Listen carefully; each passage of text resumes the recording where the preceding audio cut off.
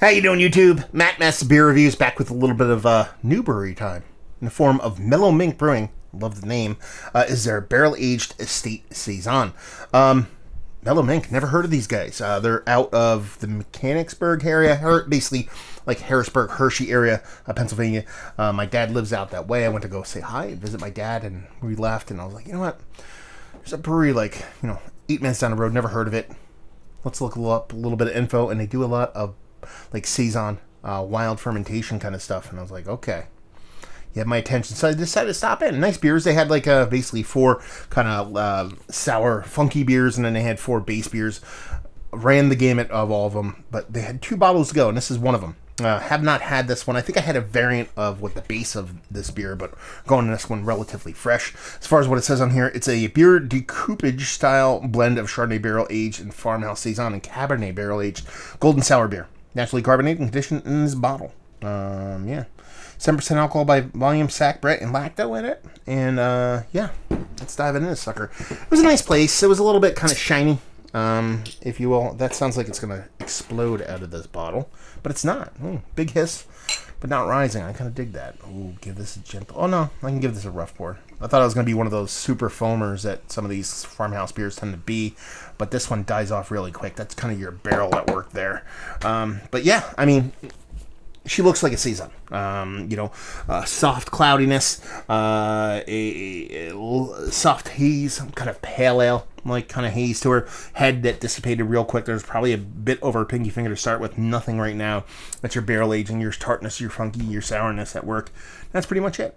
And label wise, I fucking love that label. I mean, that's one of the things. Their branding was pretty cool. I love the name and that label. Look at that, just clean and crisp and ooh, man, gotta love a good label.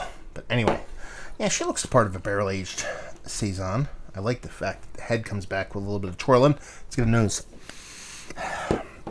Yeah, golden sour all the way. I shouldn't say that. It is exactly what they say it is. It is a mixture of a Saison and a golden sour. You're getting that rich, soft, little bit of kind of vinous tartness. Sure, I'm sure a lot of that is coming from the barreling, but you're getting that from the golden sour side of things. But then you're getting this soft, kind of spicy, little bit of kind of Brett sea kind of vibe, kind of barnyardiness on the other end of things. So it's hitting you on both ends of the spectrum. I kind of dig it. Not a huge over-the-top barrel presence. I mean, there is a soft finish character to it. I believe you're getting that from the golden sour, but I also believe you're getting it from the barrel itself. And there's not much as far as like any kind of vanilla or anything like that from the wood, but there is a soft kind of oakiness to it. Very, very gentle. It smells like it's going to be tart, a little bit acidic, but I believe that wine barrel's really going to come through in the taste. Not nearly as big, or way bigger than it is coming off in the nose, I should say. Let's find out. Cheers.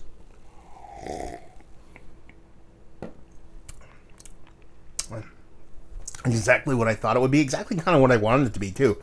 I mean, there's a soft tartness to it. It's tart, but it's not sour. It's getting there. It's eating towards it. It's like my body's like, are you a little bit of heartburn maybe? And I'm like, I don't think so. It's that level of tart acidity. Then you know you're drinking something sour. There's a nice sweetness to it. It comes off like kind of like a little bit candied, like lemon drop candy kind of sweetness to it. You aren't getting those wine barrels as big as I thought, though. Based off of, just 2 different barrels melaging together. Sure, there's a soft vinousness to it. It's not really a bright white grape. It's not really anywhere close to a red grape. It's kind of that middling kind of vinousness in there. But she's soft. She's nice. A little bit of soft oakiness. Not much as far as vanilla or anything like that. But you're getting a nice soft dryness. I'm sure that's coming from both yeast and the barrel itself. But she's super drinkable. I mean, this is going to be going down super easy. 7.2%. Not a small beer. Drinks more like 5% if anything else. The carbonation is beautiful. It's a little champagne-like, a little sprightly, bright, but it doesn't snap, crackle, and pop in your mouth kind of crazily. Very much like a soda carbonation without that heavy, think of a tighter kind of compact kind of bubble on it. Very champagne-like. I dig it. I think it's nice. The barrel shows quite gentle, but it shows that a golden sour comes through. The Saison, a little bit of soft spiciness kind of comes through. You get a little bit of that funk from that Brett. Comes off a little bit more sea than anything else for me. And it's really drinkable. This is a really nice beer. It's a really well done beer and kind of a testament to brewery I never really heard of before. Like, kind of right down the street from my pops. I figured I'd pop in. I really enjoyed the beer that I had there, and I was kind of like, definitely wanted to come home with something to kind of review.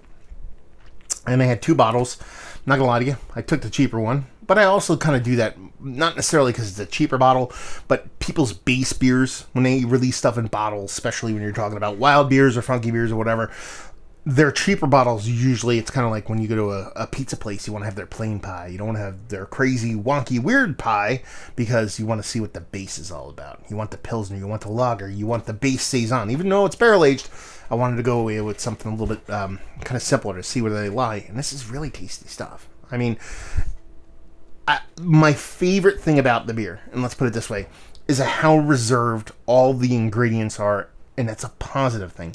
In this day and age with beer, it's all about 2x4s in the face of flavor and just going ape shit crazy with everything, whether it be hops or sour or whatever. It's a challenge, make it as hoppy as it can be, make it as sour as it can be. I find a lot of happiness in kind of a little bit of reservedness. I like myself a little milkshake hazy. Be kind of gentle with that lactose. Don't go apeshit crazy with it. I like me some barrel aging, but don't make it a hot mess.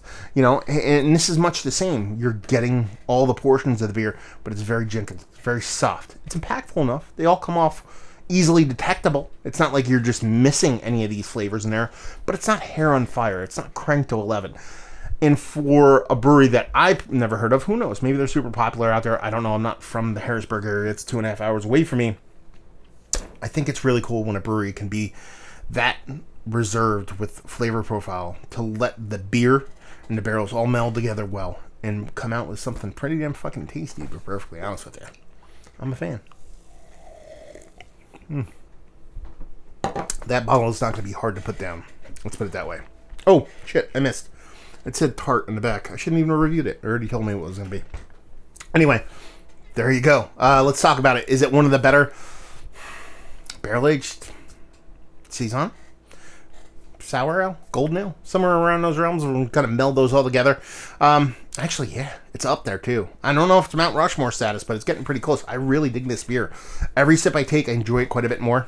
I'm a fan. Bag availability, I think I paid, what did I say, 14 for it? Might have been 16. I don't remember. I think it was 16, actually. And brewery only, as far as I know. And leave you with, if you like what we like this beer.